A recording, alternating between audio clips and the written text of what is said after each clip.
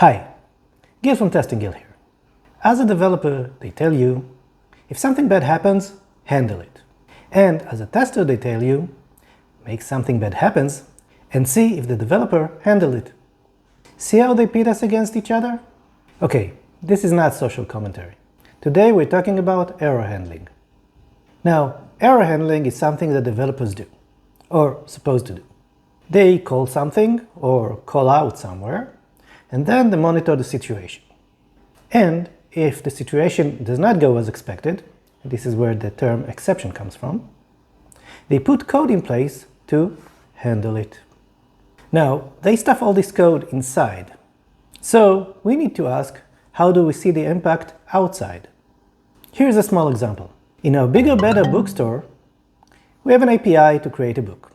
And in our example, and also in the not-so-better bookstore, a book without a title is invalid. So, the code inside the API should check if we pass in an empty title.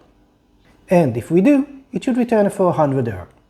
Here's a test that checks this. Now, we all like to talk about happy paths and negative cases, and I can tell you how much I like those in this video here. But let's get back to the test. I think most of us can agree that it's not happy. But is it negative? Nope. It checks for correct behavior. If we pass an empty title, it should return an error. It checks for an error condition. If, for example, the error handling code was more like mishandling errors, and something would happen like a 500 error, that is not the expected behavior. The test should fail, and for the right reason. So that's an easy one. Pass an invalid input and see if it gets caught. Let's take this to the next level. We have this API that deletes a book. What will make this not work? In other words, how do we check for a failed deletion? Let's see. Obviously, if it's not deleted. That's an easy one. It returns a 200 status, but the book itself was not deleted. The book is not accessible anymore, but it stays in the database. The book was deleted from the database, but the reviews that came with it are still there. And we can go on. For example, our API can be called 3 times differently on the same book, like a genie granted it. Delete a non-existent ID, delete an existing ID, or delete a deleted ID. For each of those, there's an expected way to work, including an expected error code. And there are plenty other ways that this thing can fail. So, how do we handle these cases? After all, this is just one tiny API. I've got 100 more and not all of them are perfect, I think. The real challenge is in identifying these cases. First, you need to be a pessimist. But, since you're a tester, it already comes with the job description. Then, you need to understand the cases. Part of that comes from documentation and specification. You need to know what to expect.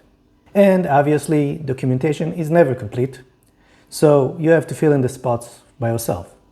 The next part comes from experience. You've seen things. And you know what to expect even if they're not specified. Where do you think I came up with the delete examples? The final part is the interesting one. You need to learn how the system is programmed. And you know, I've been saying it for years, if you don't understand how the system is made, you're missing out on identifying all these error states and how to cause them. Error handling is what developers do. Making sure they are properly handled, that's our job. On July 15th, I'm hosting a webinar on becoming a master asserter. Making sure those pesky errors are handled, that's a big part of it. Link below. And in the comments, tell me about the weirdest error condition you ever identified. Were you able to reproduce it? Did you make sure that it will never happen again? Let me know. Thanks for watching. If you like this video, like, subscribe, share it, and watch other videos on this channel. Until next time, bye bye.